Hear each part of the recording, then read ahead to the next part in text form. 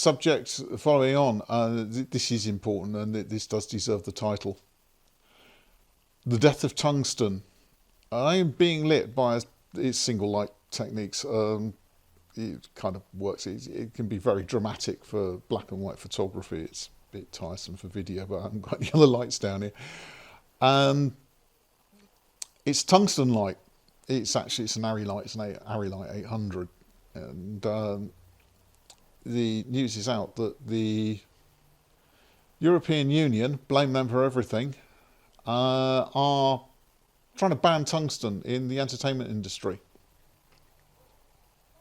This is their latest idea. We're going to ban tungsten because it burns lots of electric. Well, yeah, okay, no. As you know, I have a great love of the theatre industry. I started my working life in the theatre industry, and I have every intention of maintaining connections with the theatre industry by fair means or by foul. And the one thing that we don't do is just realise that actually I'm half lit by LED. Traitor. The one thing we can't do is get rid of tungsten. The fixation with the amount of electricity something uses is misleading, to put it mildly. It's very misleading. It's not just about the amount of electricity something uses. It's about how much does it cost to produce and how much does it cost to dispose of it. Financially, yes. And also in terms of carbon usage, if that's what their concern is. Tungsten actually costs next to nothing to make, and you can bung it in household refuge. You know, it's a bit of tungsten wire, a bit of glass, a bit of porcelain. That's it, really. What about low voltage, or not low voltage, low energy lamps, compact fluorescent, or even not compact fluorescent? Come to that. That's not quite so economic. It might not use much electricity, but the manufacture is quite an expensive, complex process, because it's not only just the lamp, which contains nasty phosphors and things, but also the control gear has to be built. There's no control gear for tungsten. You just volts on either end, and away it goes. You can't do that with fluorescent. Well, you can. It makes some very pretty patterns. You put high enough voltage across it, the arc will strike. Yeah, it's got control gear, and when you come to dispose of it, you can't put compact fluorescents in the household rubbish. It's not allowed. Actually, there's a law against it. What about LED? Well, LEDs are set in resin, which is probably not as green to produce as glass. Yeah, they're fiddly to make. They're labour intensive, and they're material intensive. There's a lot of materials in. And again, when you chuck them out, can you recycle an LED? You can kind of recycle a compact fluorescent. You know, when they die at home, I take them apart and pull all the components out and end up with a pile of components thinking, what am I going to do with these? And a tube, what am I going to do with this? Or get a plasma dome out, I suppose, and play with it on that. The disposal of fluorescent costs money and it costs energy. The disposal of LEDs, I suspect that they're going into landfill, but they really shouldn't. And then we come to how much do we use? Well, I'm guessing that most West End theatres are now almost entirely LED outside, because I'm working at 10, 15 kilowatt of light bulbs dangling around on the outside of your theatre. That's not sustainable. And they were on from morning till night. We come on at 9 o'clock in the morning and stay on until midnight. The stage lighting was never on full. Even a rig check, you don't, you're one through whatever at half is a sort of standard rig check. You don't want full bloody rig going. You go out, you stand on the stage, try and count what's out, you end up blind.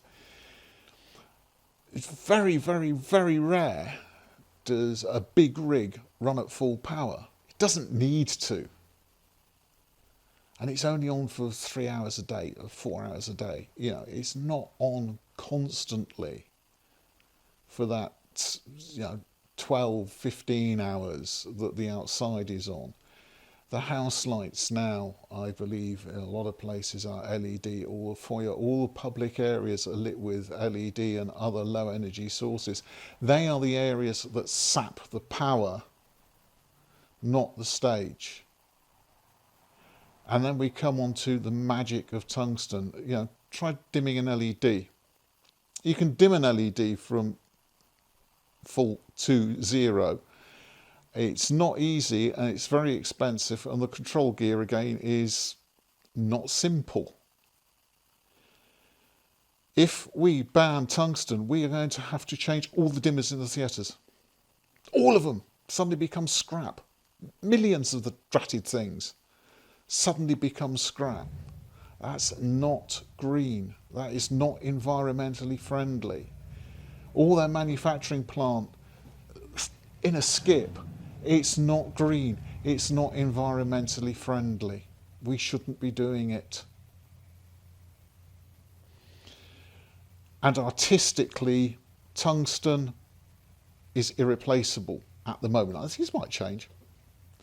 And people say, oh yeah, but there's no colour shift with LED as you dim it. The colour temperature remains constant.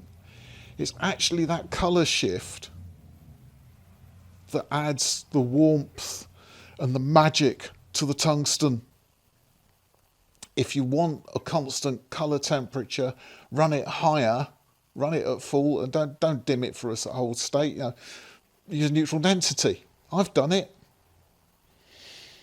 I've used 500 watt. I wanted a particular effect, so I used a 500 watt lantern with a steel blue in it. Far too bright, but that's the colour I wanted, so I put neutral density in it. Created a very efficient moonlight through a window. There was some girl on a bed. There's a photo kicking around at home somewhere. Everyone sort of said, oh wow, that's fantastic. Having been told, well, what are you using neutral density for? Using neutral density to maintain the colour temperature and actually run the lamp at its full whack and get the full colour temperature out of it, and then using it neutral density to avoid colour shift because it's you're not dimming it.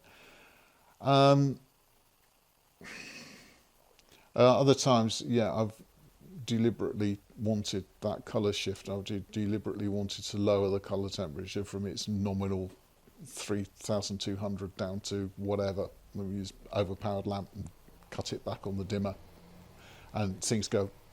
You get that ready glow. There is a campaign on Facebook. Consultation's over, but it's worth keeping an eye on. I've forgotten what it's called now. Save Our Tungsten, something like that. Yeah, just save tungsten, and you'll find it. And it's worth following.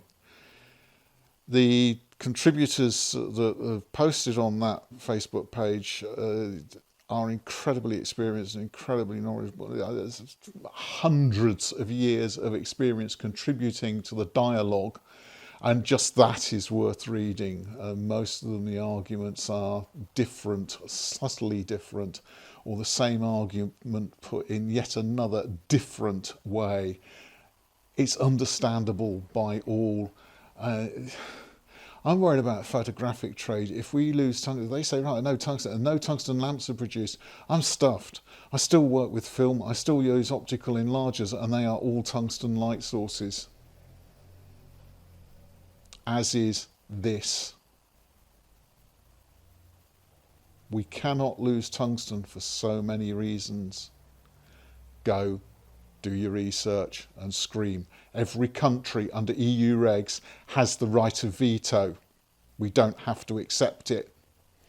So if we don't, nobody will be making them just for one country. But yeah, the country, the entertainment industry throughout the EU needs to get together and be solid on this and say, no, it's financially not viable and it's environmentally incredibly stupid. Artistically, don't even go there. I'm finished. Destroy an art. Why not? take away paint and stop all the painters, and take away crayons. Yeah, just take away art. I'm knackered.